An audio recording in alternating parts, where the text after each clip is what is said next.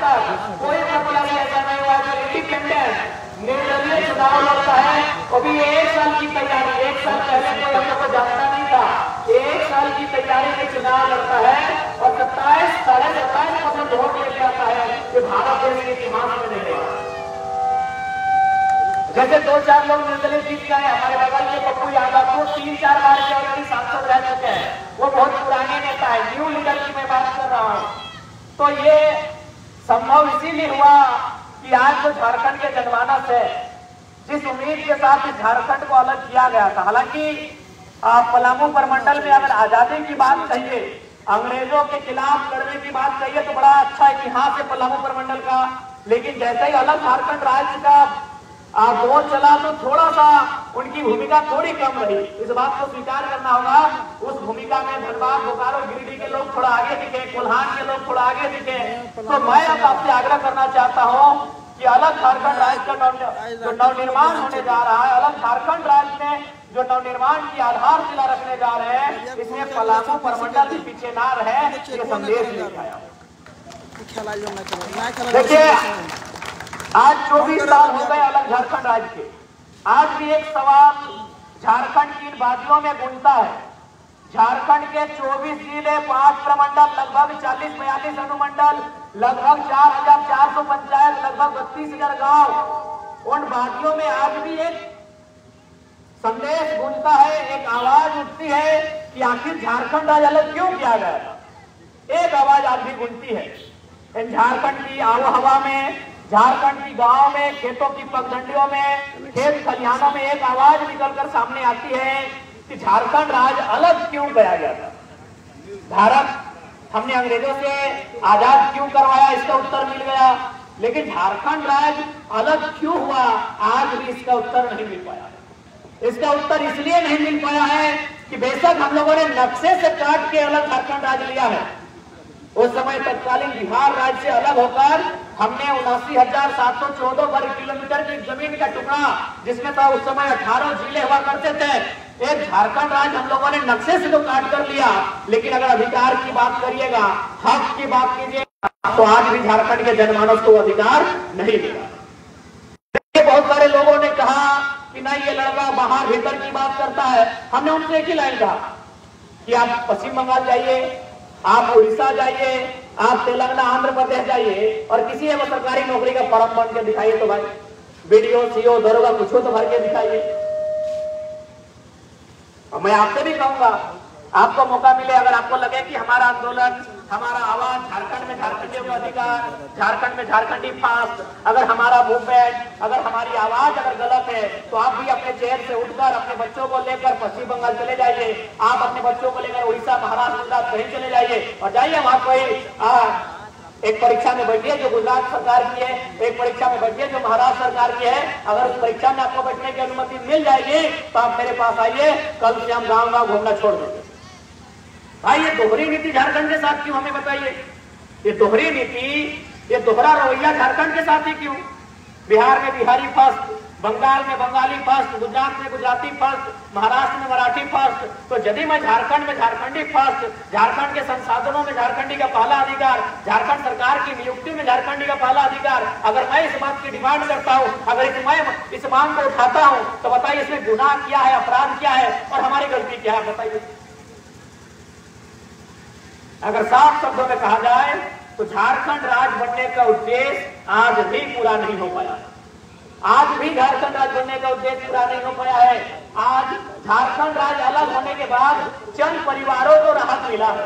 चंद परिवार के लोगों ने यहाँ की सत्ता में कब्जा किया है, यहाँ के साधन संसाधनों में कब्जा किया है। उन परिवार के नाम लेने की आपको आवश्यकता नहीं है, पढ़े लिखे लोग हैं, आपको मालूम है किन परिवारों का कब्जा है।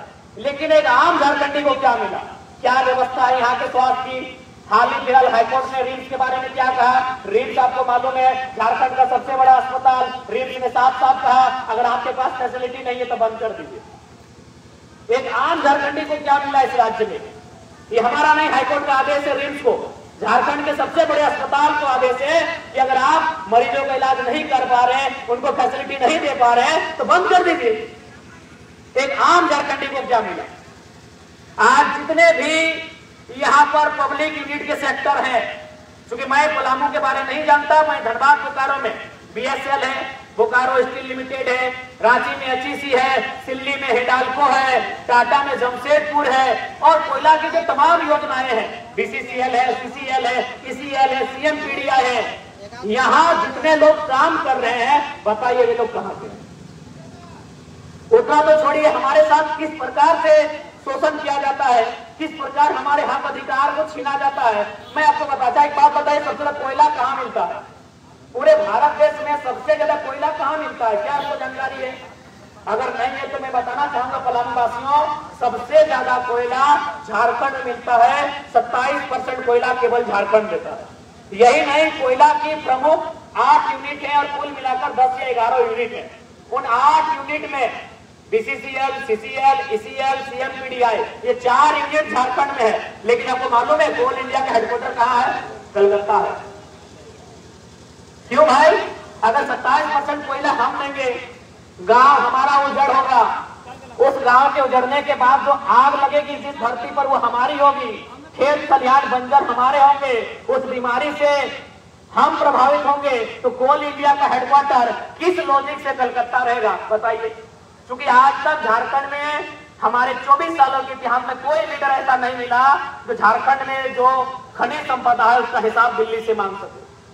आपको मैं एक हैरत की बात बताऊंगा। अच्छा, आपको मालूम है सेव कहां से आता है?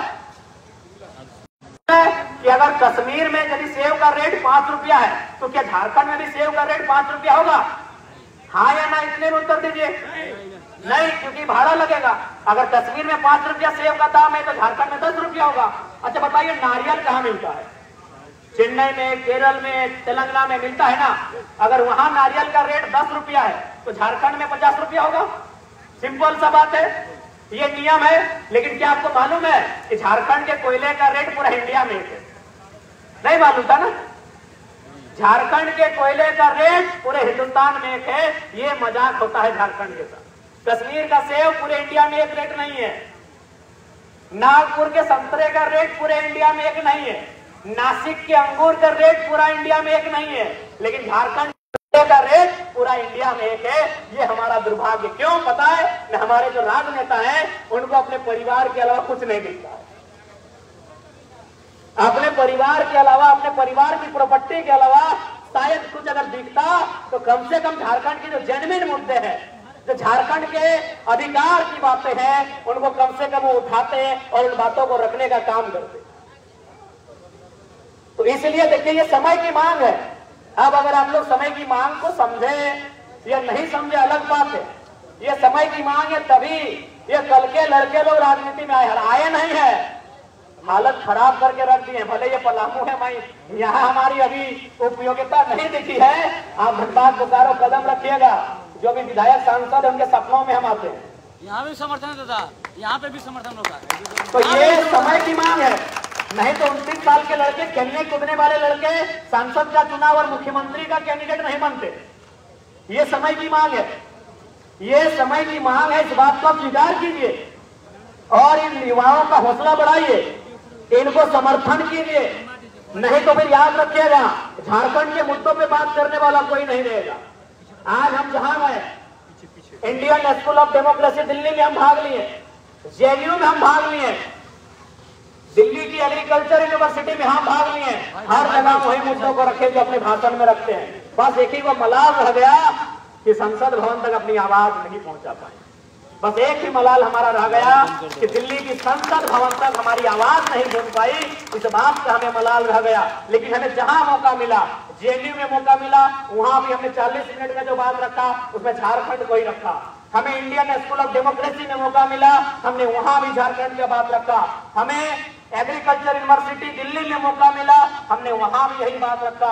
हमें देश के नामी चैनल द ललन टॉप में इंटरव्यू लिया गया, हमने वहां भी झारखंड के मुद्दे को रखा। हमें आज तक में इंटरव्यू लिया गया, हमने वहां भी झारखंड के मुद्दों को रखा। बस अफसोस रहा कि संसद भवन तक नहीं पहुंच पाए। कोई बात नहीं, जब जब हमें जहां मौका मिलेगा झारखंड के मुद्दों के साथ हम लोग कोई समझौता नहीं करेंगे। अच्छा, एक बात, यहाँ कौन वाला खतियान है? 32 की 64 वाला अभी कौन वाला है? 32 वाला है पलामू में ना। चूंकि मेरा एक आंदोलन खतियान आधारित स्थानीय नीति भी है। इसको लेकर भी वो लोग बहुत तरह तरह की बातें करते हैं, बहुत सारे मीडिया वाले करते हैं कि नहीं आप तो राज्य को बांटना चाहते हैं। मैं उनसे स्पष्ट कहूंगा कि भाई हम कौन होते हैं बांटने वाले? बांटा तो प्रकृति ने है, कोई गोरा है, कोई काला है, कोई लंबा है, कोई मोटा है। क्या भाई इसी देश में दक्षिण भारत के जो वेशभूषा है क्या उत्तर भारत से मिलती है? नहीं। क्या भाषा परंपरा मिलती है? तो हम कौन बांटने वाले हैं भाई? बांटा तो उसने है जिसने इस जहां को बनाया है। यूरोप चले जाइए, उनकी हाइट 6 फीट है, 6.5 फीट है, 6.25 फीट है। हम 6.25 नहीं संतुष्ट हैं, तो हमने कहा बांटा है भैया? ये विधि का विधान है, सबका अपना अपना क्षेत्र है, सबकी अपनी अपनी परंपराएं हैं, सबके अपने अपने गांव हैं, सब अपने अपने क्षेत्र में अपने अपने क्षेत्र का विकास करें, ना कि किसी के क्षेत्र में टांग अड़ाए। हम दो चाहते हैं। मैं आपको जानकारी के लिए बताना चाहूंगा, बिहार के एक हाईकोर्ट के जज ने हमें एक फोन किया था जब स्टार्टिंग में ये आंदोलन हो रहा था। उन्होंने भी समर्थन किया हमारे आंदोलन का। उन्होंने भी साफ साफ कहा बिल्कुल ये आपकी लड़ाई जेन्युइन है, क्योंकि अगर आप अपने राज्य के लोगों के लिए अगर मुद्दा नहीं उठाएंगे और अगर सारे इंडिया के लोग आपके राज्य की नौकरियों में फॉर्म भरेंगे तो आपके बच्चे उनका मुकाबला नहीं कर पाएंगे। हम कहाँ तैयारी करते हैं? हम खेत खलिहानों में, वो तैयारी करते हैं दिल्ली में, इलाहाबाद में, पटना में, राजस्थान में। कैसे मुकाबला होगा और क्यों मुकाबला करेंगे? क्यों मुकाबला करेंगे? अगर हमें पूरे इंडिया से मुकाबला करना होता है एग्जाम में, जेपीएससी की परीक्षा में, सीजीएल की परीक्षा में, यहाँ की दरोगा और चपरासी की परीक्षा में, तो झारखंड क्यों अलग किए होते? क्यों झारखंड अलग करना? अगर पूरी इंडिया हमारे साथ आकर परीक्षा लिखती, पूरी इंडिया के लोग अगर हमारे साथ आकर हमारी परीक्षा में शामिल होते हैं तो झारखंड अलग बनाने का कोई उद्देश्य ही नहीं था, कोई मतलब नहीं है। जैसा था रहने देते आप। झारखंड अगर अलग बना है तो किनके लिए बना है ये बात आपको बतानी होगी, क्योंकि सीधी बात है, आज भारत देश की आबादी अनुमान 1 अरब 40 करोड़ है।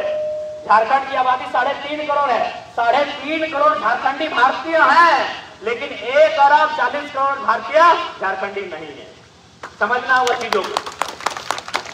हम झारखंडी भारतीय हैं, लेकिन भारतीय झारखंडी नहीं है। और 1.5 अरब की जनसंख्या भारतीय जो है वह झारखंडी नहीं है भैया। लेकिन हमारी जो आबादी 3.5 करोड़, हम झारखंडी भी हैं प्लस भारतीय भी हैं। लेकिन जो भारत के लोग हैं वो झारखंडी सबके सब नहीं है। बस यही बात तो समझाने आए हैं। और ये हम क्या समझा रहे हैं? भारत के संविधान में साफ साफ लिखा है, India is a country of states. तो जिनको मेरी बात बुरी लगती है, उनमें अगर हिम्मत है तो जाइए भारत के संविधान में संशोधन कीजिए और वहां लिखाइए India is a country. India is a country of states, मतलब बिना स्टेट्स के इंडिया नहीं हो सकता है। और ये सच्चाई है, क्योंकि भारत देश विविधताओं का देश है। दक्षिण की विविधता अलग है, पूर्वोत्तर भारत की विविधता अलग है, महाराष्ट्र की विविधता अलग है, गुजरात की अलग है, उत्तर भारत की अलग है, मध्य भारत की अलग है कि नहीं है? जी जी। अरे उतना तो छोड़िए, हमारा खान पान एक नहीं है, हमारा पहनावा एक नहीं है, हमारा रहन सहन एक नहीं है, हमारी भाषा बोली परंपरा एक नहीं है। अरे उतना तो छोड़िए, हमारे भगवान एक नहीं है। दक्षिण भारत के हिंदुओं की मैं बात करता हूँ। दक्षिण भारत में जिनको उत्तर भारत में कृष्ण के रूप में पूजा जाता है, दक्षिण भारत में अयप्पा के रूप में पूजा जाता है। परंपराएं अलग है। यानी भारत की खूबसूरती है विविधता, उस विविधताओं में एकता। तो इस चीज का अगर हम लोग ख्याल नहीं रखेंगे तो फिर भारत की खूबसूरती का चोट पहुंचाते हैं। आप चले जाइए उड़ीसा में, जाइए, वहां के फॉर्म में साफ साफ लिखा होता है कि अगर आप उड़िया के भाषी हैं, उड़िया का नॉलेज है, तभी आप फॉर्म को भरें। आप पश्चिम बंगाल चले जाइए, वहां भी सेम होता है। लेकिन आप झारखंड के फॉर्म को देखिएगा, यहाँ कहीं नहीं लिखा होता है कि इस फॉर्म को झारखंड के निवासी भरेंगे, भारतीय। पूरे इंडिया को यहाँ निमंत्रण दिया जाता है, जो कि झारखंड के लोगों के लिए नुकसानदायक है। और सबसे ज्यादा नुकसान अगर कहीं हमने देखा है तो पलामू प्रमंडल में देखा है। सारी नौकरियों के हमारे पड़ोसी राज्य के जो भाई हैं वहां ले जाते हैं, उनसे हमारी कोई शिकायत नहीं, हमारी सरकार से शिकायत है जिसके पास एक पॉलिसी नहीं है। आज की दुर्भाग्य की बात है कि इस राज्य के पास एक पॉलिसी नहीं है। आज अगर हम लोग फुटबॉल का मैच खेलते हैं ना, तो 90 मिनट पेनल्टी के खेल को छोड़ दीजिए, 90 मिनट के खेल को छोड़ दिए, 5 मिनट का जो पेनल्टी का खेल होता है उसमें रूल होता है, नियम होता है। तब उतना छोड़िए, अभी हम लोग जो बैठे हैं इसमें रूल है कि बच्चे खड़े हैं, बुजुर्ग लोग बैठे हैं ना, अगर महिलाएं आ जाएगी तो उनको अलग तरफ रखा जाएगा। एक रूल के तहत हम आधे घंटे की मीटिंग में बैठेंगे तो नियम बनेगा कि पुरुष यहाँ बैठेंगे, बच्चे खड़े रहेंगे, महिलाएं यहाँ बैठेंगे, नियम है। लेकिन झारखंड जो 79,714 वर्ग किलोमीटर में फैला है, जिसमें 24 जिले, 5 प्रमंडल, 32 गांव है, बिना नियम के चल रहा है। इसका कोई नियम नहीं है कि झारखंडी कौन है, कोई झारखंडी कोई रूल नहीं है। हमारे लोग भी रहते हैं बाहर में, एक नहीं लगभग 15 लाख से 20 लाख लोग रहते हैं। कहाँ रहते हैं? महाराष्ट्र में रहते हैं, गुजरात में रहते हैं, कर्नाटक में रहते हैं, तमिलनाडु में रहते हैं, तेलंगाना में रहते हैं, चंडीगढ़ में रहते हैं, दिल्ली में रहते हैं भैया, लेकिन वो प्रवासी के तौर पे जाने जाते हैं। दिल्ली के अलावा, चूंकि दिल्ली पूर्ण राज्य नहीं है, तो दिल्ली को छोड़कर जो बाकी राज्य हैं, चंडीगढ़ का भी छोड़ दीजिए, चंडीगढ़ चूंकि टेरिटरी है, बाकी जो पूर्ण राज्य है वहां हमारे लोगों की क्या पहचान है? प्रवासी के रूप में है। वहां हमारे लोग कौन सा काम करते हैं? प्राइवेट सेक्शन में काम करते हैं। क्या काम करते हैं? मैक्सिमम मजदूर का काम करते हैं। तो हम भी तो यही कह रहे हैं कि हमारे लोग बाकी प्रदेशों में जैसे रहते हैं, बाकी प्रदेश के लोग हमारे राज्य में उसी प्रकार रहे। लेकिन आप हमारे सिस्टम में कब्जा कीजिएगा, आप हमारे साधन संसाधन में कब्जा कीजिएगा, तो फिर हम क्या करें? झारखंड क्या झाल बजाने के लिए बना था? झाल बजाते हैं हम लोग। सबसे ज्यादा परामू मंडल का दुर्भाग्य है, हाल ही फिलहाल टीचर की बहाली आई थी, आपके लगभग ओपन टू ऑल कोटा में तो 70 to 80% बाहर के लोग ले रहे हैं आपके हिस्से की नौकरियों को। कब तक रहेगा भाई ये सिस्टम? और क्यों रहेगा बताइए?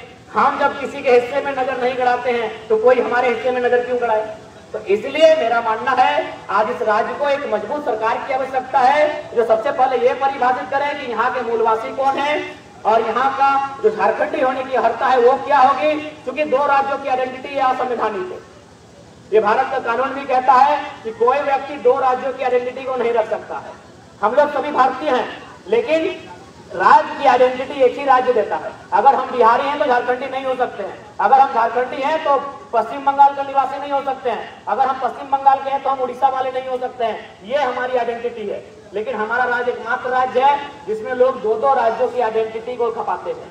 यहाँ भी वोट करते हैं, अपने राज्य में भी वोट करते हैं, यहाँ भी रिजर्व सीटों पे चुनाव लड़ते हैं, अपने राज्य में भी लड़ते हैं। उदाहरण के लिए कांके सीट से राजस्थान के समरीलाल, आप ओपन सीट में कोई कहीं से लड़ सकता है, ये भारत का नियम है, भारत का कानून है। राहुल गांधी केरल वायनाड से लड़ सकते हैं, लेकिन रिजर्व सीट पे वहीं के लोग लड़ेंगे। लेकिन हमारे राज्य में क्या है? राजस्थान का समरीलाल कांके की रिजर्व सीट से चुनाव लड़ता है। ये हमारा दुर्भाग्य है। बोलने वाला कोई नहीं, बात करने वाला कोई नहीं, चर्चा करने वाला कोई नहीं, क्योंकि झारखंड के जो लीडरशिप है इनमें वो दम नहीं है। ये दम दिखाना भी नहीं चाहते हैं। दम दिखाएंगे तो किससे दिखाएंगे? एक बार ये दम दिखा रहे थे, जिस प्रकार योगी जी अभी देख रहे हैं बुलडोजर तोड़ रहे थे अतिक्रमण को। हमारे जब मुख्यमंत्री हेमंत सोरेन जी थे तो उन्होंने भी बुलडोजर लगाया था हरमो नदी में। जब बुलडोजर हरमो नदी पहुंचा, उन्होंने कहा रोक दीजिए, वहां आलमगीर आलम साहब का कमरा है, जो भी ईडी में चले गए। ये हमारे मंत्रियों की, हमारे राज्य के विधायकों की कहानी है। ये खुद लूट रहे हैं, तो कैसे लूटते हुए बचाएंगे बताइए? ये खुद कोयला लूट रहे हैं। आज आप देख लीजिए, रांची के जितने भी मंत्री हैं वो धनबाद का चक्कर काटते हैं। इसलिए नहीं कि धनबाद का हाल लेना है, इसलिए कि कोयला का कमीशन लेना है। तो जो लोग लूट में खुद हिस्सेदारी है, वे लोग इस राज्य को लूटने से कैसे बचाएंगे? सिंपल सा बात है। इसीलिए आज पूजा सिंघल नाम की IAS हमारे सामने आती है, छवि रंजन नाम का DC हमारे सामने आता है, जो हमारे राज्य को बिल्कुल दिन दहाड़े लूट रहा है, अरबों करोड़ों रुपए के साथ लूट रहा है। IAS IPS लूट रहे, क्यों? मंत्री लूट रहे हैं। तो इसलिए अगर झारखंड हमारा है तो यहाँ के खनिज संपदा भी हमारे हैं, यहाँ के तमाम संसाधन हमारे हैं। तो इसलिए आज हमें अपनी आवाज को गूंज करनी होगी। आज हमें अपने बच्चों के भविष्य के बारे में सोचना होगा। आज ये छोटे छोटे बच्चे भले मेरे भाषण को नहीं समझ रहे हैं, लेकिन इनका भविष्य क्या होगा बताइए? आपके पास पॉलिसी नहीं है। आज यही अगर पलामू की मैं बात करूं तो आप कोई खेती बाड़ी करके, कोई साग सब्जी उगा के, कोई अपने घर के बैलों को बेच के पैसे जुगाड़ करता है और अपने बच्चों को हजारीबाग भेजता है। सही बोल रहे हैं? आपके बच्चे हजारीबाग जाते हैं, पटना, इधर पटना भी आपके बच्चे जाते हैं। क्यों जाते हैं? एक परीक्षा की तैयारी करने जाते हैं, एक कंपटीशन की तैयारी करने जाते हैं। और एक दो दिन नहीं, कोई 5 साल, कोई 7 साल, कोई 10 साल तैयारी करता है। बाल सफेद हो जाते हैं, आंख में चश्मा लग जाता है, और किसी किसी का तो पेट बाहर आ जाता है, इतनी तैयारी करते हैं। लेकिन रिजल्ट क्या आता है? वो रिजल्ट आता है क्या? ना 28 जनवरी 2024 को परीक्षा लिखने जाता है। कहाँ जाता है? न गढ़वा का बेटा जाता है जमशेदपुर, पलामू का बेटा जाता है चतरा, 3 घंटा 4 घंटा 3 गाड़ी बदल के परीक्षा देने जाता है, और शाम को घर वापस नहीं आता है और पता चलता है पेपर लीक हो गया। और दुर्भाग्य की बात है, खून खोलता नहीं है। पेपर लीक हुआ तो हुआ, लेकिन दुर्भाग्य की बात है खून नहीं खोलता है। और फिर आप अपने बच्चों को डांटते हैं। क्या बोल के डांटते हैं? कि तुमको MA कराएं, तुमको BA कराएं, तुमको PhD कराएं, तुमको BTech कराएं, तुमको MTech कराएं। क्या किया बाबू? ये आप गलत बोलते हैं। जब सरकारी वैकेंसी नहीं देगी तो MTech का क्या? सरकारी अगर वैकेंसी नहीं देगी उस पीएचडी का क्या? यानी जहां आपका खून खोलना चाहिए था, सरकार की गलत नीतियों के खिलाफ खुलना चाहिए था, लेकिन आप वहां मौन हो जाते हैं। आपका खून कहां खोलता है? न खेत में। अगर आपका सगा भाई अगर थोड़ा सा हल को दाएं के बाएं खेल देगा, आप तलवार लेके निकल जाते हैं, आप फरसा लेके निकल जाते हैं। आपका सगा भाई है, आपकी माँ के गर्भ से इसका जन्म हुआ है, लेकिन आप लड़ जाते हैं। क्यों? न बस 1 इंच उसने हार चढ़ा दिया था आपकी इसी वाड़ी पे, आपकी आड़ पे 1 इंच का हार उसने चढ़ा दिया था, आप भुजाली लेके निकल गए। लेकिन आप वहां आवाज नहीं किए जहां आपके बच्चों के भविष्य को बेचा गया। बिल्कुल बेचा गया। कितने में पेपर लीक हुआ था बताइए? सीजीएल का पेपर कितना में लीक हुआ था? 27 लाख। कितना में? 27 लाख में। कितने लोग यहाँ बैठे हैं जो 27 लाख में अपने बच्चों को नौकरी खरीद के देंगे? आप छोड़िए, हमारे जितने पुलिसकर्मी भाई लोग हैं उनके भी बच्चे पढ़ रहे हैं, वे लोग ही बताइए कितने लोग 27 लाख में देंगे? कैसे देंगे? आखिर भले ये पुलिसकर्मी सरकारी नौकरी कर रहे हैं, लेकिन इनके पास भी 27 लाख नहीं है कि अपना बेटा बेटी को नौकरी खरीद के देगा। आप वहां आपका खून नहीं खोला। जहां आपका खून खोलना चाहिए, जहां आपका गुस्सा दिखना चाहिए, वहां आपका गुस्सा नहीं दिखता है। जहां आपका गुस्सा नहीं दिखना चाहिए वहां दिखता है। भाई भाई की लड़ाई में आपका गुस्सा दिखता है, गोतिया भयाज के साथ आपका गुस्सा दिखता है, और नहीं तो बाराती में अगर 1 फुट या मीट नहीं मिला तो आपका गुस्सा दिखता है। कुर्सियां उठा के पटक के तोड़ देंगे।